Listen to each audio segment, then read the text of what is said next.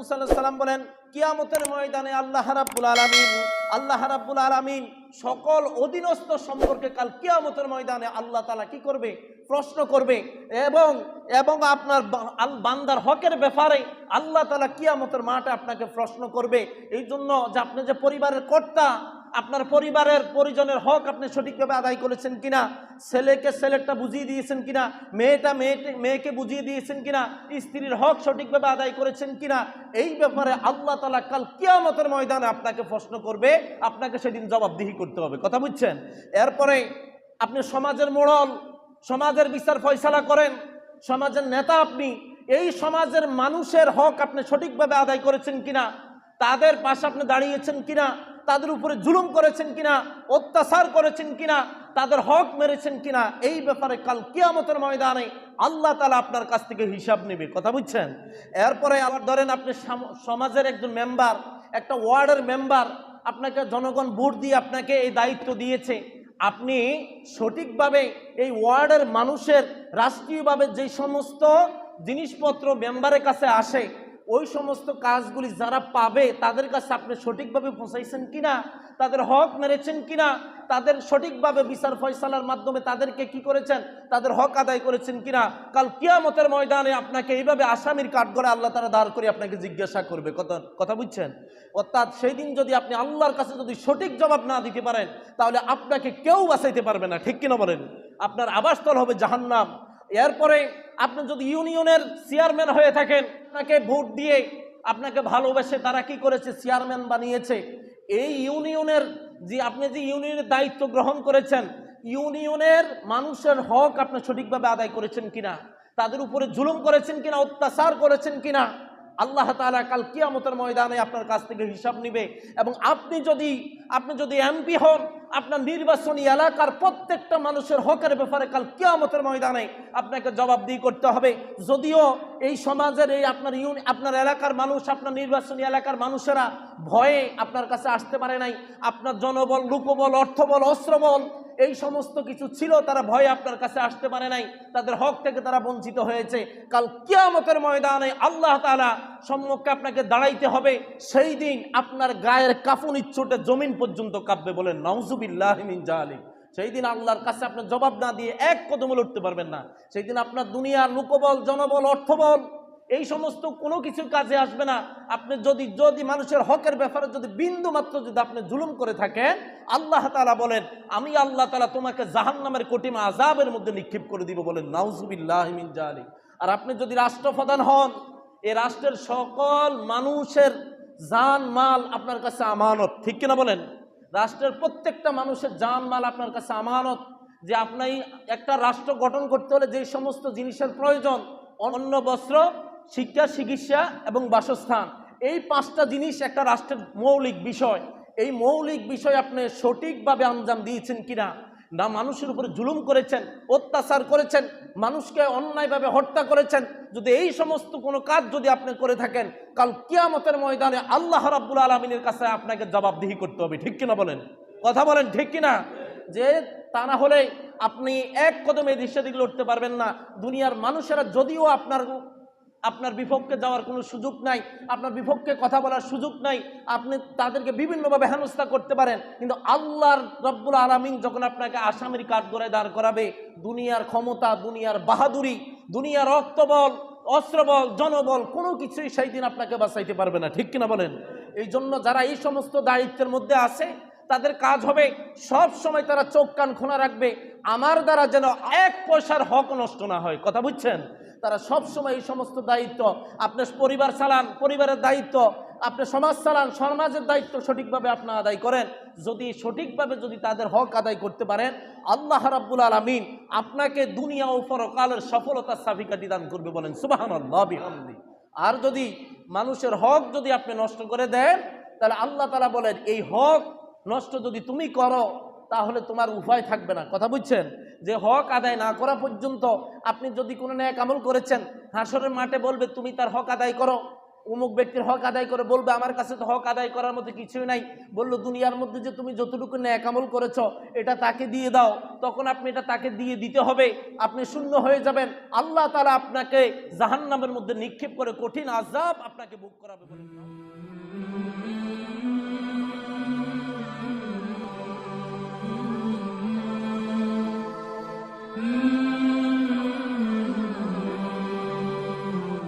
হকের ব্যাপারে আমরা কথা বলবো। এই হক কি জিনিস, এটা আদায় না করলে কি পরিমাণ শাস্তি আপনাকে আল্লাহ তাআলা দিবেন, এর উপরে আমরা কোরআন এবং হাদিস থেকে কিছু কথা শেয়ার করব। আল্লাহ তাআলা এই কথাগুলি শুনে বান্দার হকের ব্যাপারে যেন আমরা সচেতনতা অবলম্বন করতে পারি এবং মানুষের আমাদের কাছে যে হক পাবে মৃত্যুর আগে যেন সেই হকগুলো সঠিক পন্থা আদায় করতে পারি। আল্লাহ তাআলা যেন আমাদেরকে তৌফিক দান করে, সকলে বলি আমিন। আমি এর উপরে শুরুতে এখানে আয়াতে কারিমা তেলাওয়াত করেছি। আল্লাহ রাব্বুল আলামিন কোরআনুল কারীমের মধ্যে বলেন, ইন্নাল্লাহা ইয়া'মুরুকুম আন তুআদ্দুল আমানাতি ইলা আহলিহা ওয়া ইযা হাকামতুম বাইনান নাসি আন তাহকুমু বিল আদল ইন্নাল্লাহা নি'ম্মা ইয়া'iযুকুম বিহি ইন্নাল্লাহা কানা সামিআন বাসীরা। সকল আওয়াজ বলি আল্লাহু আকবার। আল্লাহ রাব্বুল আলামিন বলেন, ইন্নাল্লাহা ইয়া'মুরুকুম আন তুআদ্দুল আমানাতি ইলা আহলিহা। আল্লাহ রাব্বুল আলামিন আদেশ করতেছেন, আল্লাহ রাব্বুল আলামিন আদেশ করেন তোমরা আমানতের মালিকের কাছে তাদের আমানতকে তোমরা পৌঁছিয়ে দাও, তাদের আমানতকে তোমরা আদায় করো, তাদের আমানতের খেয়ানত তোমরা করবে না। আল্লাহ রাব্বুল আলামিন বলেন এই আমানত হলো তার হক, এই হক থেকে তুমি তোমার ভাইকে বঞ্চিত করবে না, তোমার আত্মীয় স্বজনকে বঞ্চিত করবে না, তোমার পাড়া প্রতিবেশীকে তুমি তার হক থেকে বঞ্চিত করবে না। তুমি সঠিকভাবে সঠিক পন্থায় আল্লাহ রাব্বুল আলামিন যেইভাবে হক আদায় করার আদেশ করেছেন ওই হককে তোমরা সঠিক পন্থায় আদায় করে দাও, কারো হকের ব্যাপারে তোমরা খেয়ানত করো না। আল্লাহ রাব্বুল আলামিন বলেন, এরপর আল্লাহ রাব্বুল আলামিন বলেন, ওয়া ইযা হাকামতুম বাইনান নাসি আন তাহকুমু বিল আদলি ইন্নাল্লাহা নি'ম্মা ইয়া'iযুকুম বিহি। আল্লাহ তাআলা বলতেছেন, এবং যখন তোমরা বিচার ফয়সালা করবে তখন তোমরা ন্যায় পরায়ণতার সাথে তোমরা বিচার ফয়সালা করবে, কারো উপরে বেইনসাফি করবা না, কারো উপরে জুলুম করবা না, অত্যাচার করবা না, পক্ষপাতিত্ব করবা না, ইনসাফ ভিত্তিক বিচার ফয়সালা তোমরা দুনিয়ার মধ্যে করবে। আল্লাহ রাব্বুল আলামিন বলেন এটা আল্লাহ তাআলার পক্ষ থেকে সবচেয়ে উত্তম আদেশ, সকল বলি সুবহানাল্লাহ বিহামদিহি। যেটা আমার পক্ষ থেকে সর্বোত্তম আদেশ যে তোমরা কি করো, আমার বান্দাদের হক আদায় করো, বান্দাদের আমানতের ব্যাপারে তোমরা কি হও, সচেতন হও, আমানতের খেয়ানত করো না এবং সঠিক পন্থায় তোমরা বিচার ফয়সালা করো, সঠিকভাবে বন্টন করো। বিচার ফয়সালার মাধ্যমে তোমরা কি করো, ইনসাফ ভিত্তিকভাবে এগুলোকে বন্টন করে দাও। কেননা আল্লাহ রাব্বুল আলামিন বলেন এটাই হলো তোমাদের জন্য উত্তম, আর আমি আল্লাহর পক্ষ থেকে এটা তোমাদের জন্য উত্তম আদেশ, সকলে বলি সুবহানাল্লাহ বিহামদিহি। যারা হক আদায় করবে আল্লাহ রাব্বুল আলামিন বলেন ওই সকল ব্যক্তিরাই কাল দুনিয়াতেও তারা সফলতা পাবে, পরকালেও আমি আল্লাহ তাআলা তাদেরকে সফলতার সার্টিফিকেট দান করব, বলেন সুবহানাল্লাহ বিহামদিহি। আল্লাহ রাব্বুল আলামিন বলেন ইন্নাল্লাহা কানা সামিআন বাসীরা। নিশ্চয় আল্লাহ তাআলা সর্বশ্রোতা, তিনি সব কিছু শুনেন, এবং আল্লাহ তাআলা সর্বদ্রষ্টা, তিনি সব কিছু জানেন, সব কিছু শুনেন, সব কিছু দেখেন। আল্লাহ রাব্বুল আলামিন এই আয়াতে কারিমার শুরুতে বলেছেন আমানত রক্ষা করতে। এই আমানত হলো কি, হক, বান্দার হক। এই যে আপনার কাছে কেউ কোনো টাকা জমা দিল, কেউ আপনার কাছে সম্পদ পাবে অথবা কোনো বস্তু আপনার কাছে রাখলো, কিন্তু আপনি যদি তার খেয়ানত করেন আল্লাহ তাআলা কাল কিয়ামতের ময়দানে আপনাকে জালিমের কাতারে দাঁড় করাবে, বলেন নাউযুবিল্লাহি মিন যালিক। আর যদি আপনি সঠিক পন্থায় যদি ওই আমানতের মালিকের কাছে তার আমানতকে পৌঁছিয়ে দেন, আরশের মালিক আপনার উপরে সন্তুষ্ট হয়ে যাবে এবং দুনিয়ার মধ্যে আপনাকে আল্লাহ তাআলা উত্তম মুমিন হিসাবে গ্রহণ কবুল করে নিবে। বলেন সুবহানাল্লাহ বিহামদি। এই আমানতের ব্যাপারে সচেতন হওয়ার জন্য আল্লাহ তাআলা আমাদেরকে কোরআনুল কারীমে আদেশ করেছেন। কারণ আমরা মরে যাব, আমরা দুনিয়ার মধ্যে থাকবো না। আপনি কারো হক মেরে যদি নিজে সম্পদশালী হলেন, এই সম্পদ আপনার সাথে পরকালে যাবে না। ঠিক কিনা বলেন? কথা বলেন, ঠিক কিনা? এই সম্পদ আপনার সাথে যাবে না। সুতরাং যেই সম্পদ আপনি দুনিয়ার মধ্যে রেখে যাচ্ছেন, ওই সম্পদ ভোগ করবে আরেকজন, এটা আপনি ভোগ করতে পারবেন না। ঠিক কিনা বলেন? সুতরাং আপনার আমল আপনার কবর। আপনি দুনিয়ার মধ্যে যদি মানুষের হক মেরে যান, তাহলে আল্লাহ তাআলা আপনাকে আসামির কাঠগড়ায় দাঁড় করাবে, এর আযাব কবর থেকে শুরু হবে, আর আপনার আবাসস্থল হয়ে যাবে জাহান্নাম। বলেন নাউযুবিল্লাহি মিন যালিক। এই জন্য হক, এই হকটা হলো দুই প্রকার। হক হলো দুই প্রকার। এক হলো হকুল্লাহ, আল্লাহ তাআলার হক। আরেকটা হক হলো হকুল ইবাদা, অর্থাৎ বান্দার হক। আল্লাহ তাআলা এই দুইটা হকের কথা বলেছেন যে তোমরা সঠিকভাবে এই দুইটা হক আদায় করে দাও। আমি আল্লাহর হক, আরেকটা হলো বান্দার হক। আল্লাহ রাব্বুল আলামিন কুরআনুল কারীমের মধ্যে বলেন, ইয়া আইয়ুহাল্লাযীনা আমানু লা তাখুনুল্লাহ ওয়া রাসূলাহু ওয়া তাখুনু আমানাতিকুম ওয়া আনতুম তা'লামুন। আল্লাহ রাব্বুল আলামিন বলেন, হে মুমিনগণ, তোমরা আল্লাহ ও তার রাসূলের সাথে খেয়ানত করো না। আল্লাহ এবং তার রাসূলের সাথে তোমরা খেয়ানত করো না। ওয়া তাখুনু আমানাতিকুম ওয়া আনতুম তা'লামুন। এরপর আল্লাহ রাব্বুল আলামিন বলেন, এবং জেনে শুনে তোমরা অন্যের আমানতের খেয়ানত করো না। অর্থাৎ আল্লাহ এবং আল্লাহর রাসূলের আমানতের খেয়ানত করো না, এবং দুনিয়ার মানুষের আমানত জেনে শুনে তোমরা এগুলাকে কি করবে না? ভক্ষণ করবে না। এগুলাকে তোমরা কি করবে না? খেয়ানত করবে না। আল্লাহ রাব্বুল আলামিন বলেন, কেননা এই দুইটা আমানত যারা দুনিয়ার মধ্যে রক্ষা করবে, আল্লাহ তাআলা তাদেরকে দুনিয়াতে সম্মান দান করবেন, আর হাসর মাঠেও আল্লাহ তাআলা তাদেরকে মুমিনের কাতারে সারিবদ্ধ করবেন। বলেন সুবহানাল্লাহ বিহামদি। আল্লাহর হাবিব সাল্লাল্লাহু আলাইহি ওয়াসাল্লাম আল্লাহ তাআলার হকের ব্যাপারে বলতেছেন, আল্লাহ তাআলার হক হলো আল্লাহ রাব্বুল আলামিন যেই সমস্ত কাজগুলি দুনিয়ার মধ্যে করার জন্য আমাদেরকে আদেশ করেছেন, যেমন ইবাদত বলতে যা কিছু বুঝায়, ইবাদত বলতে যা বুঝায়, এটাই হলো আল্লাহ তাআলার হক। বলেন সুবহানাল্লাহ বিহামদি।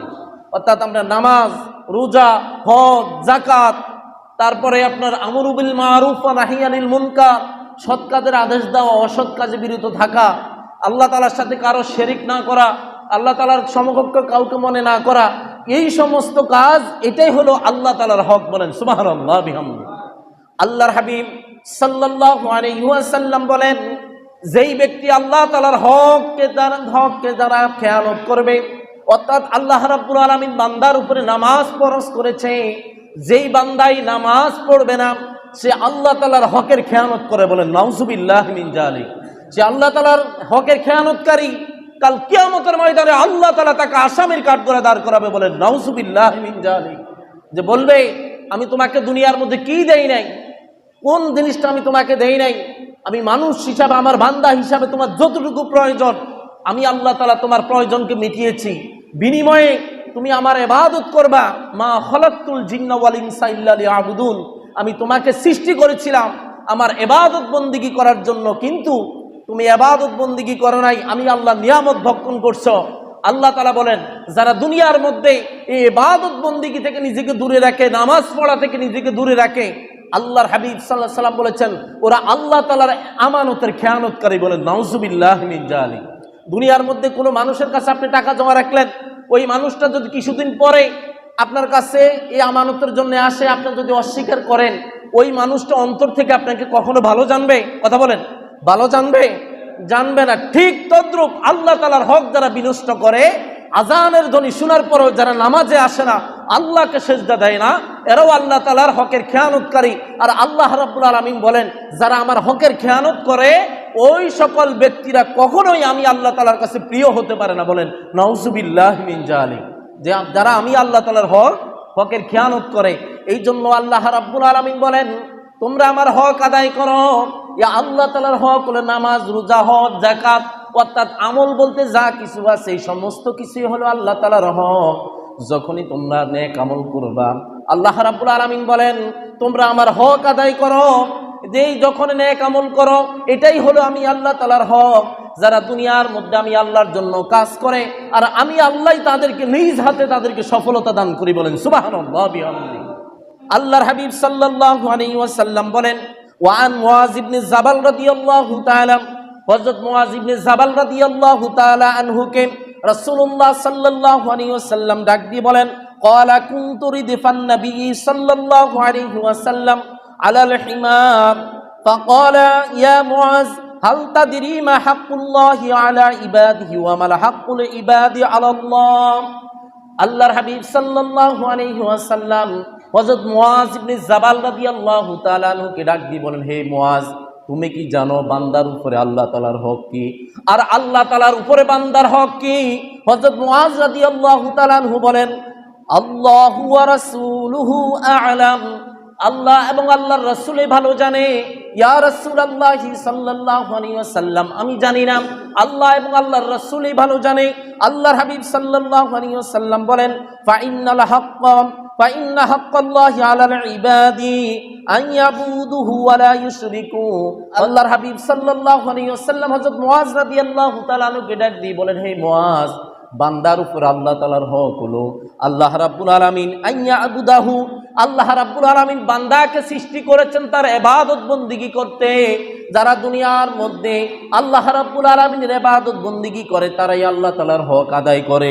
ওয়ালা ইউশরিকু বিহি শাইয়ান, এবং যারা আল্লাহ তাআলার সাথে কাউকে শরীক করে না, আল্লাহ রাব্বুল আলামিন ব্যতীত কাউকে ইলাহা হিসাবে গ্রহণ করে না, দুনিয়ার মধ্যে যা কিছু করে সমস্ত কিছু আল্লাহ তাআলা সন্তুষ্টির জন্য করে, এটাই হলো বান্দার উপরে আল্লাহ তাআলার হক, বলেন সুবহানাল্লাহ বিহামদিহি। আর আল্লাহর উপরে বান্দার হক হলো যারা দুনিয়ার মধ্যে আল্লাহ তাআলার জন্য ইবাদত বন্দেগী করে, আল্লাহ তাআলার জন্য ইবাদত বন্দেগী করে এবং আল্লাহর সাথে কাউকে শরীক করে না, ওই সকল বান্দাদের আল্লাহ তাআলার উপরে হক হলো আল্লাহ তাআলা তাদেরকে জাহান্নামের আযাব থেকে, জাহান্নাম থেকে মুক্ত করে আল্লাহ তাআলা তাদেরকে জান্নাতে পৌঁছিয়ে দিবে। এটাই হলো আল্লাহ তাআলার উপরে বান্দার হক, বলেন সুবহানাল্লাহ বিহামদিহি। অর্থাৎ বান্দার হক হলো আল্লাহর ইবাদত করা, আর আল্লাহ তাআলার হক হলো বান্দার উপরে আল্লাহর ইবাদত করা, আর বান্দার হক হলো আল্লাহ তাআলার উপরে যে তাদেরকে আল্লাহ তাআলা জাহান্নামের শাস্তি থেকে মুক্ত করে জান্নাতবাসী করে দিবে, বলেন সুবহানাল্লাহ বিহামদিহি। এবার বান্দার হকের ব্যাপারে আল্লাহর হাবিব সাল্লাল্লাহু আলাইহি ওয়াসাল্লাম বলেন, বান্দার হক অনেক কঠিন বিষয়। এই হক আল্লাহ তাআলা নিজেও বলেছেন, যেই ব্যক্তি দুনিয়ার মধ্যে কোনো মানুষের হক মারল, যার হক মারা হয়েছে, ওই ব্যক্তি যতক্ষণ না পর্যন্ত মাফ করবে ততক্ষণ পর্যন্ত আল্লাহ তাআলা তাকে মাফ করবে না, বলেন নাউজুবিল্লাহি মিন যালিক। অর্থাৎ এই ব্যাপারে আমি আল্লাহ তাআলার মাফ করার কোনো ইখতিয়ার নাই। অর্থাৎ আমানতের মালিক যে, সে যদি মাফ করে দেয় তাহলে আমি আল্লাহ তাকে মাফ করে দিব, বলেন সুবহানাল্লাহ বিহামদিহি। কিন্তু সে যদি মাফ না করে তাহলে আপনাকে আল্লাহ তাআলাও মাফ করবে না। সুতরাং এই আমানত, আপনি দেখেন, ভাই ভাইয়ের কাছে সম্পদ পাবে, চাচার কাছে ভাতিজা সম্পদ পাবে, এইভাবে সমাজের মধ্যে কত বিশৃঙ্খলা, হানাহানি, মারামারি, কাটাকাটি চলতেছে, ঠিক কিনা বলেন? কথা বলেন, ঠিক কিনা? যদি মানুষেরা ইনসাফ ভিত্তিক ভাবে যদি বিচার ফয়সালা করত, মানুষের হক যদি আদায় করে দিত, তাহলে এক একটা সমাজের মানুষ সেভাবে দুনিয়ার মধ্যে শান্তি ভোগ করত।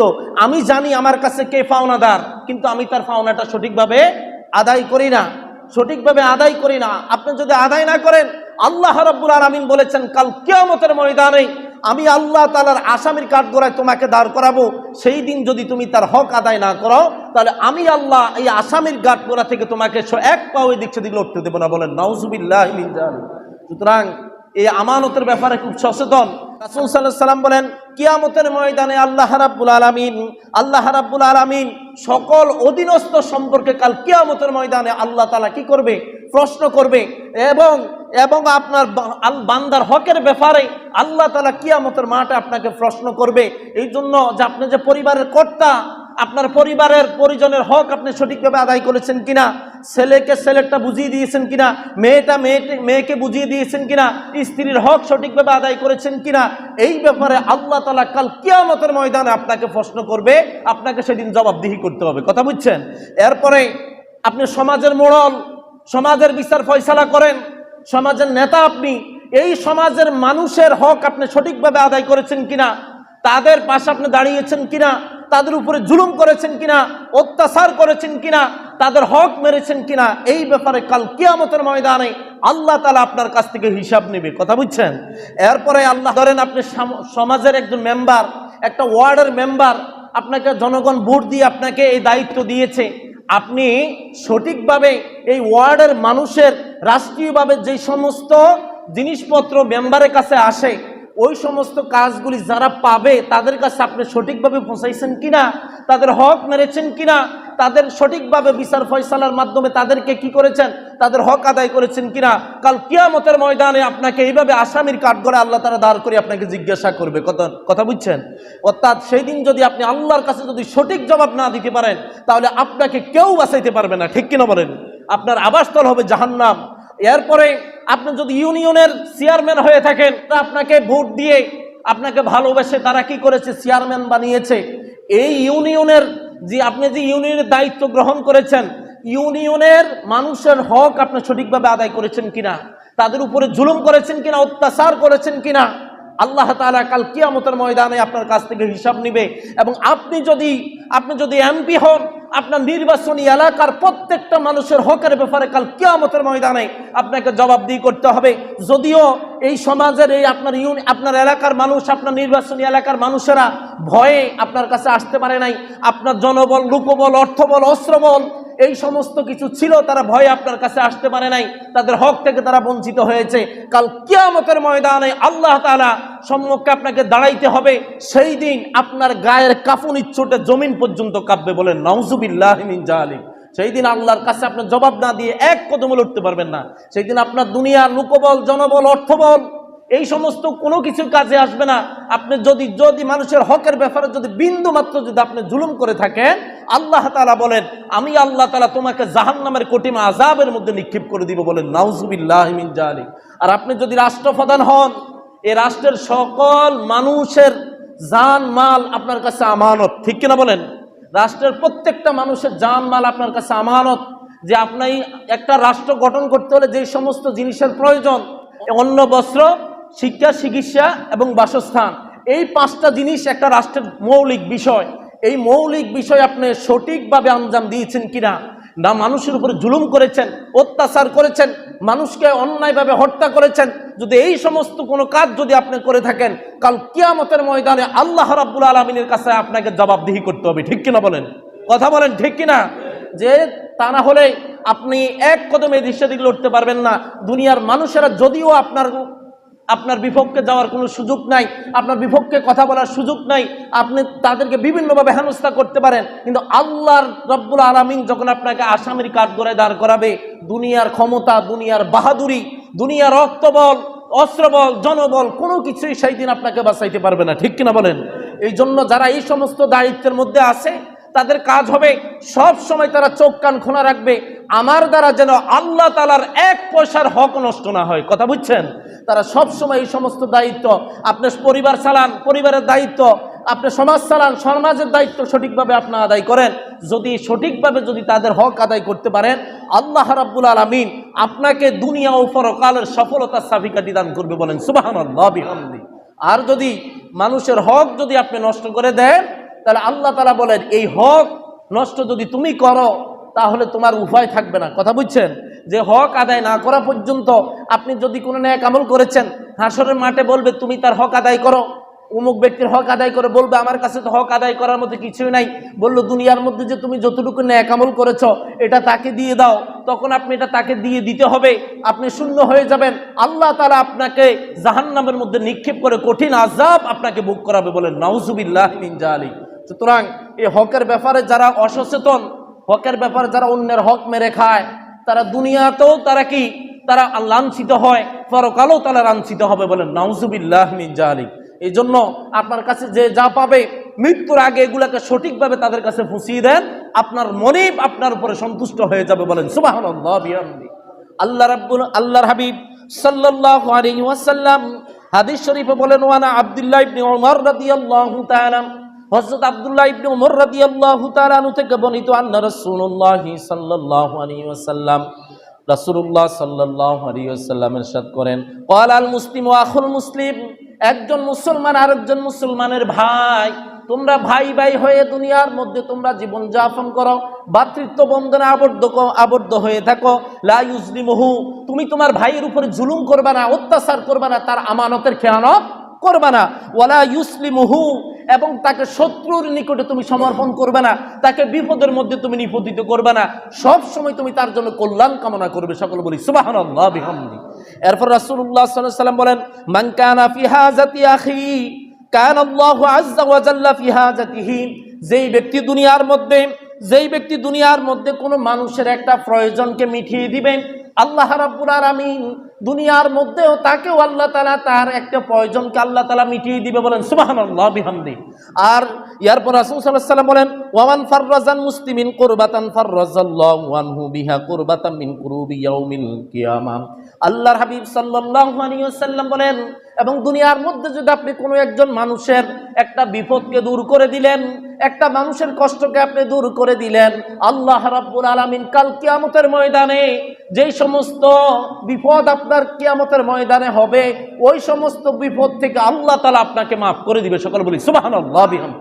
আপনি যদি দুনিয়ার মধ্যে কোনো একটা মানুষের একটা বিপদকে দূর করে দিতে পারেন, তার পাশে গিয়ে দাঁড়ান, সে অসুস্থ, তাকে আপনি কি করেন, সুস্থ হওয়ার জন্য তার আপনি সেবা করেন, তাকে টাকা দিয়ে পয়সা দিয়ে তাকে সাহায্য সহযোগিতা করেন, এইভাবে যদি আপনি তাকে সহযোগিতা করেন, আল্লাহ তাআলা কিয়ামতের কষ্ট থেকে আপনাকে মাফ করে দিবে। সকলে বলি সুবহানাল্লাহ বিহামদি।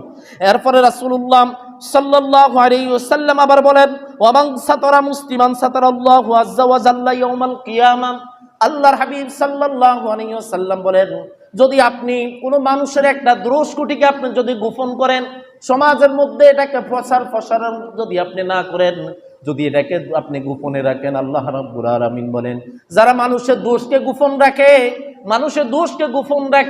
আল্লাহ রাব্বুল আলামিন কিয়ামতের মাঠে আপনি যে দুনিয়ার মধ্যে অন্যায় করেছেন, অপরাধ করেছেন, ওই সমস্ত কাজগুলিকে আল্লাহ তাআলা গোপনেই মাফ করে দিবে। বলেন সুবহানাল্লাহ বিহামদি।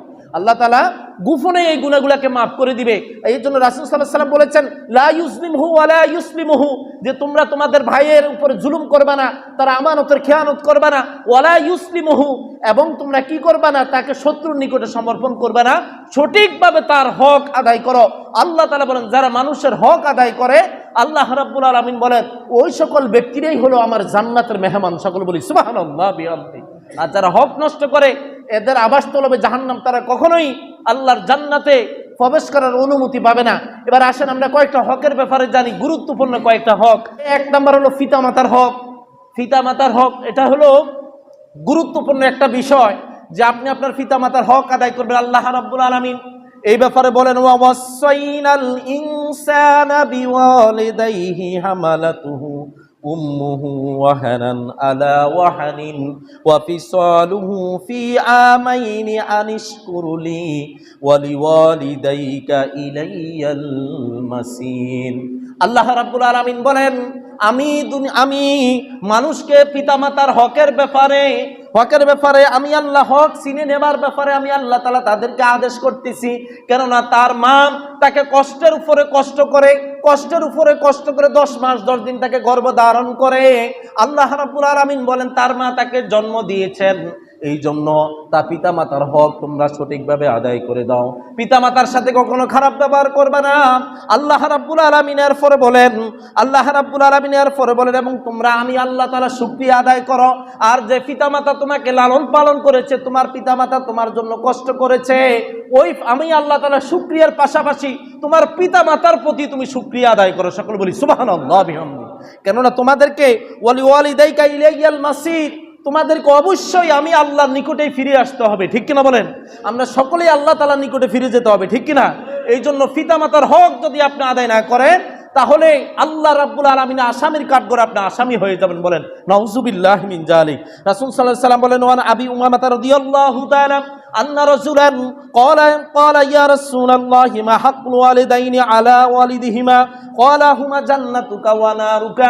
এক জৈনিক ব্যক্তি এসে রাসূলুল্লাহ সাল্লাল্লাহু আলাইহি ওয়াসাল্লামকে বললেন, ইয়া রাসূলুল্লাহি সাল্লাল্লাহু আলাইহি ওয়াসাল্লাম, আমার উপর আমার পিতামাতার কি হক আছে? আমার উপর আমার পিতামাতার কি হক আছে? আমি তাদের কি হক আদায় করব?